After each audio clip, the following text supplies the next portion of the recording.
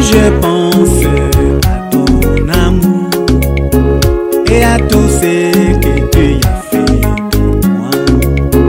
Je t'ai perdu comme une épée dans le sable. Tu m'as cherché et tu m'as sauvé. Oh Seigneur, je te dis merci pour tant d'amour manifesté pour moi. Que puis-je te donner, oh mon amour? Je te confie toute ma vie. Oh Seigneur, ne m'abandonne pas. Soutiens ma foi, tiens-moi par ta main. Dirige ma vie dans ces temps mauvais. Je me confie à toi, mon Dieu.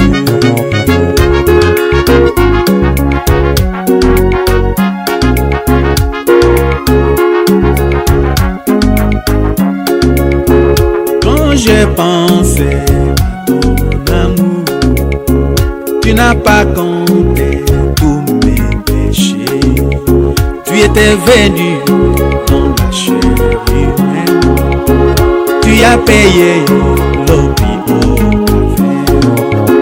Tu as eu pitié de moi, Seigneur. Salut bien-aimés dans le Seigneur, nous continuons avec notre thème. Les desseins de Satan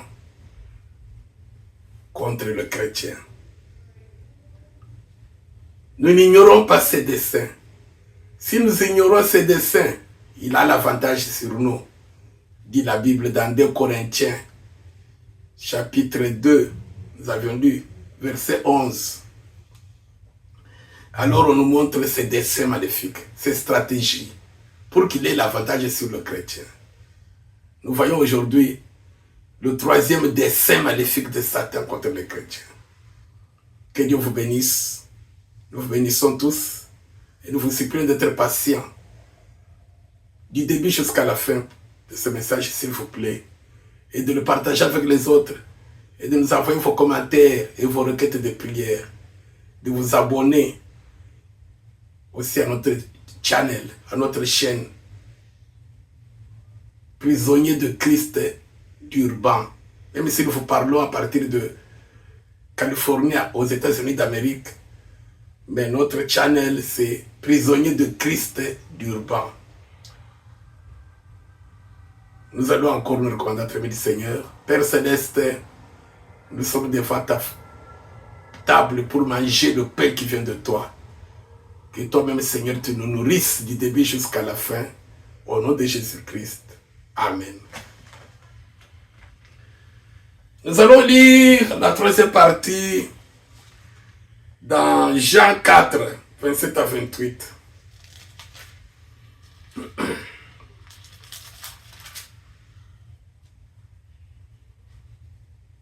Jean 4, 27 à 28. Là-dessus arrivèrent ses disciples qui furent étonnés de ce qu'il parlait avec une femme. Toutefois, aucun ne dit « Que demandes-tu » ou « De quoi parles-tu avec elle ?» Alors la femme, ayant laissé sa cruche, s'en alla dans la ville et dit aux gens « Venez voir un homme qui m'a dit tout ce que j'ai fait. Ne serais-je point le Christ ?» Là-dessus, le message est au verset 27. Arrivèrent ses disciples qui furent étonnés de ce qu'il parlait avec une femme. Mais toutefois, aucun ne lui dit « Que demandes-tu à cette femme? De quoi vous parlez ?» Non. Le dessein maléfique de Satan. Je vous donne déjà le 3e sujet. La stratégie maléfique du diable, son dessein, son plan qu'il prépare contre toi. Te faire croire, toi chrétien, comme tu as cru en Jésus-Christ, que Dieu, dans sa plénitude, habite en toi. Toi, tu es Dieu. Tu ne peux pas tomber dans le mal. Tu ne peux pas tomber dans le péché. Voilà la stratégie. C'est lui qui n'ignore pas ce dessein maléfique de Satan dont je viens de vous parler. Le troisième sujet, qu'est-ce qu'il va faire? Il va dire non. Le Saint-Esprit est au-dedans de moi. Mais comme je suis encore dans la chair, Dieu dans sa plénitude n'habite pas en moi. Dieu dans sa plénitude a habité dans une seule personne, un seul homme. Jésus-Christ homme. En lui habitait la plénitude.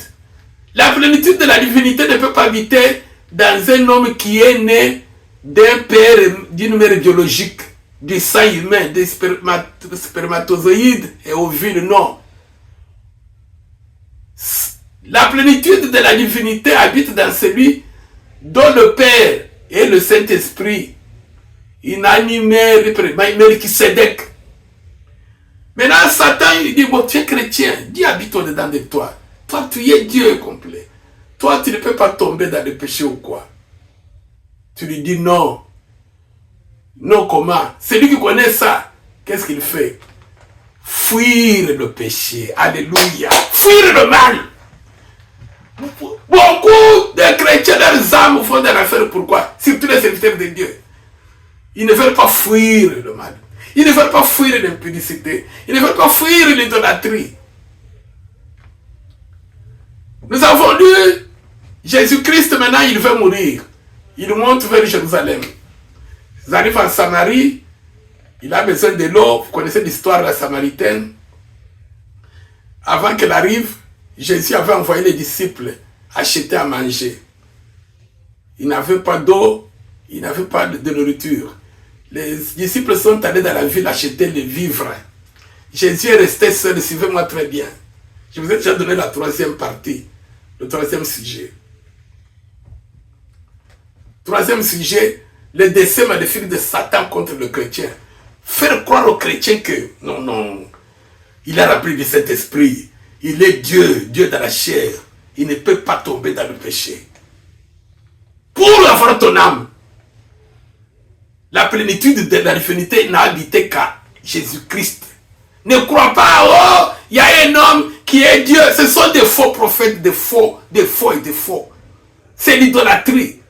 Un homme qui a un père biologique, une mère biologique, il ne peut pas être la divinité de Dieu en lui. Dieu dans la chair, non. Détrompez-vous. La plénitude n'a habité qu'en Jésus-Christ.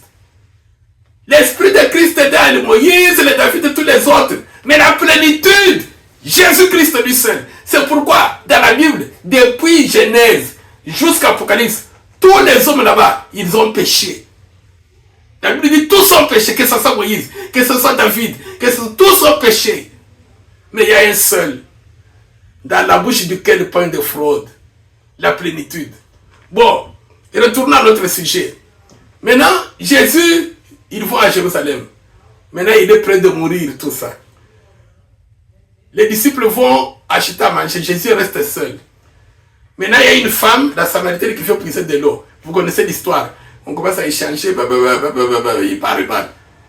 Maintenant, presque à la fin, les disciples rentrent. Nous avons lu les Pierre, les Matthieu, les apôtres en venant. Ils voient Jésus causer avec quelqu'un. Ils ont dit, bon, c'est normal. Souvent, avec les Nicodème, beaucoup de gens, les Bartimée. Ils ont remarqué une femme. Écoutez, je vais encore lire. Là-dessus arrivèrent ses disciples qui furent étonnés de ce que Jésus parlait avec une femme. Bien-aimés, ils ont vécu avec Jésus 3 ans. Jésus, Dieu, de la plénitude. Ils n'avaient jamais vu Jésus lui seul avec une femme. Non, j'ai l'exhortation. Pendant la nuit là-bas à côté, dans le bureau. Vous attendez, il y a des scandales, comment? Oh, le pasteur là-bas, il couche avec les femmes dans son bureau. Oh, dans les voitures. Bien-aimé.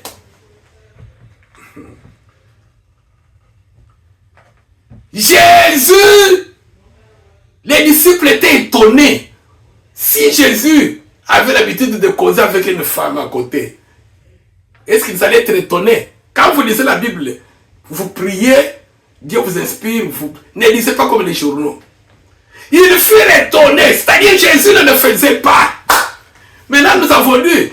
Toutefois, ils n'ont pas eu le courage de lui demander, mais qu'est-ce que tu dis à cette femme? Ils se sont étonnés, ils disent, hey, qu'est-ce qu'il ne va pas? Cet homme, lui aussi, il a les sentiments de la femme. Il le fait parfois à côté, nous, on ne sait pas comment. Mais ils n'ont pas eu le courage de lui demander. Jésus nous enseigne que il fuyait le péché. Il fuyait l'impudicité. Bien aimé, le péché, le mal.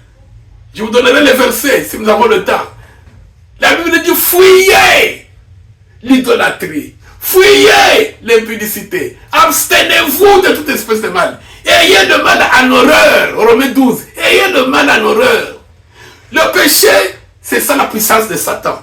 Vous voyez quand vous voyez une vipère ou un serpent, avoir quelque chose en horreur, hey, tu ne fais même pas regarder, tu prends une autre direction.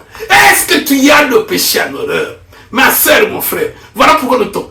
Quand tu remarques déjà que non, ces amis là-bas, ce groupe là-bas, quand je peux là-bas, leur travail, c'est on va commencer à calomnier, à injurier. Pourquoi tu ne peux pas les fuir? Donc, le troisième sujet, c'est lui qui connaît, qui n'ignore pas les desseins maléfiques de Satan, de me faire croire, moi chrétien, que Dieu habite dans sa plénitude dedans de moi, parce qu'il n'y a que Dieu qui ne pêche pas. Qu'est-ce qu'il fait? Il fuit le péché, il fuit le mal, il fuit les mauvaises compagnies. Apôtre, pasteur, maman diaconesse et les autres.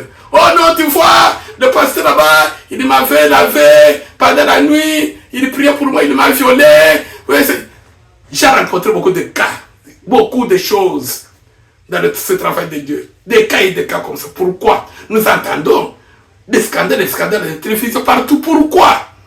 Parce que toi, tu ne fuis pas. Tu ne fuis pas. Toi, tu ne fuis pas le péché. Fuyez. Le péché, c'est la puissance de Satan.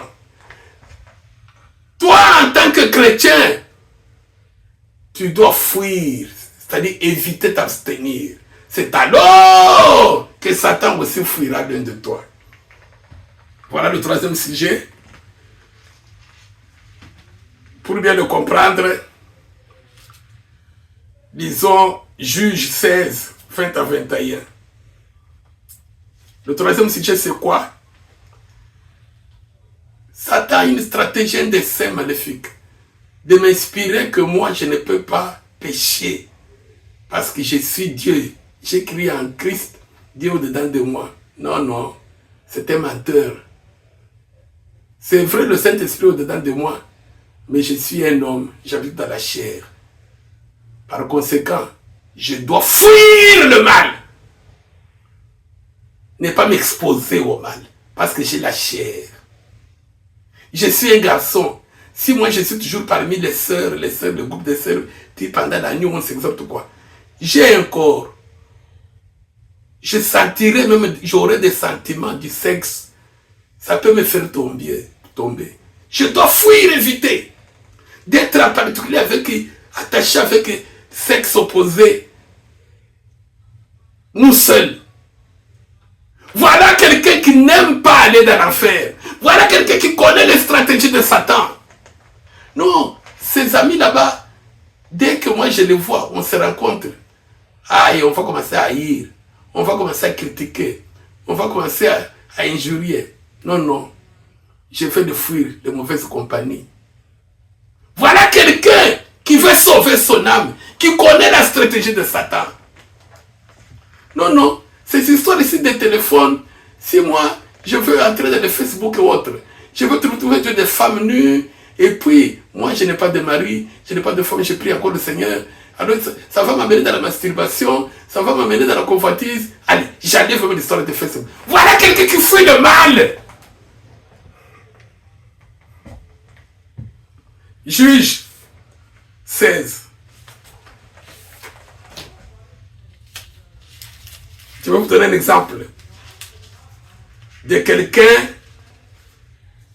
Lui, il était né avec le Saint-Esprit. Toi et moi, le Saint-Esprit, nous l'avons eu. Oh, on m'a baptisé. Oh, j'ai qui l'on a prié pour moi, j'ai eu le Saint-Esprit. Mais pas lui. 16, 20 à 21.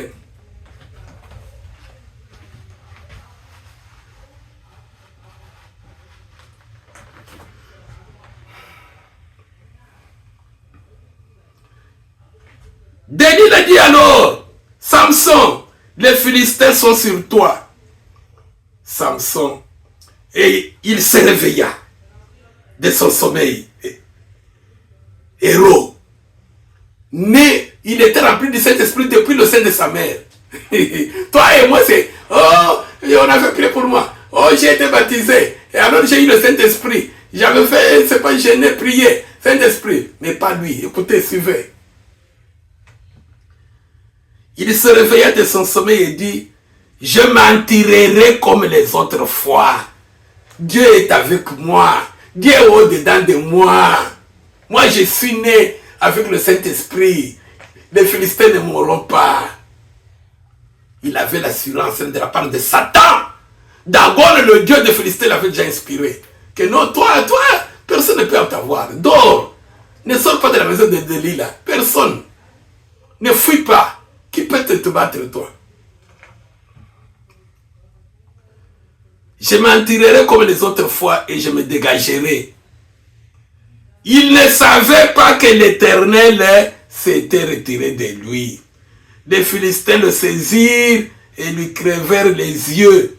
Ils le firent descendre à Gaza et le lièrent avec des chaînes d'airain. Il tournait la meule dans la prison. Bien-aimé dans le Seigneur.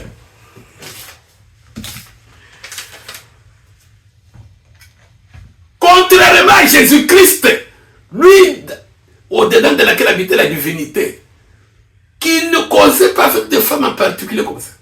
Le jour où pendant la journée, c'était vers 12 heures, quand la Samaritaine est allée puiser de l'eau en plein jour.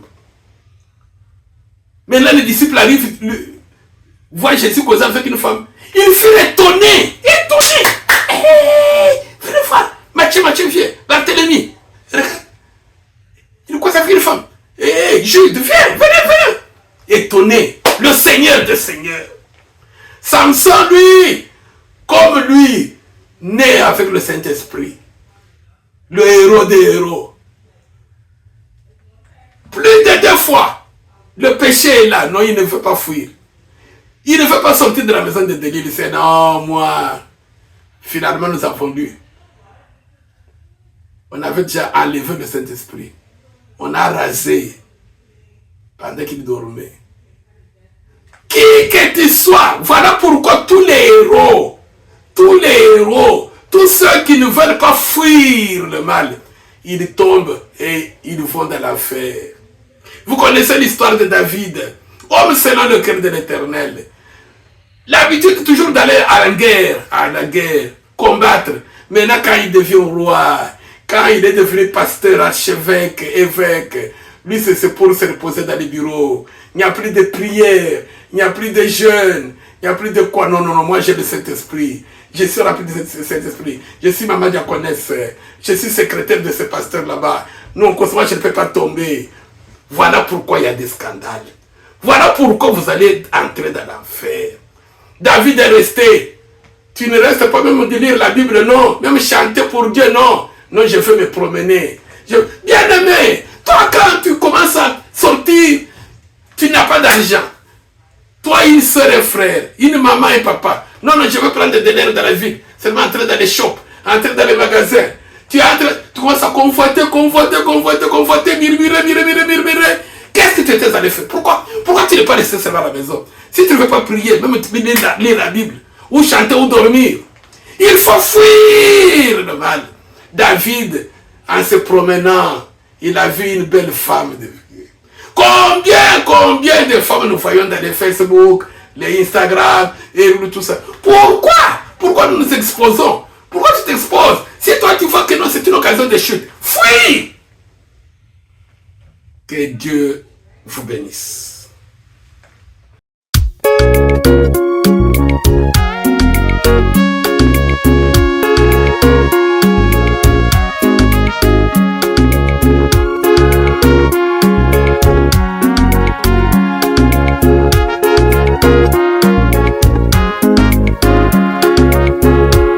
Je pense à ton amour et à tout ce que tu as fait pour moi. Je t'ai perdu comme une aimée dans le sable. Tu m'as cherché et tu m'as sauvé. Oh Seigneur, je te dis merci pour tant d'amour manifesté pour moi. Que puis-je te donner, oh mon amour? Je te confie toute ma vie. Oh Seigneur, ne m'abandonne pas. Soutiens ma foi, tiens-moi par ta main. Dirige ma vie dans ces temps mauvais. Je me confie à toi, mon Dieu.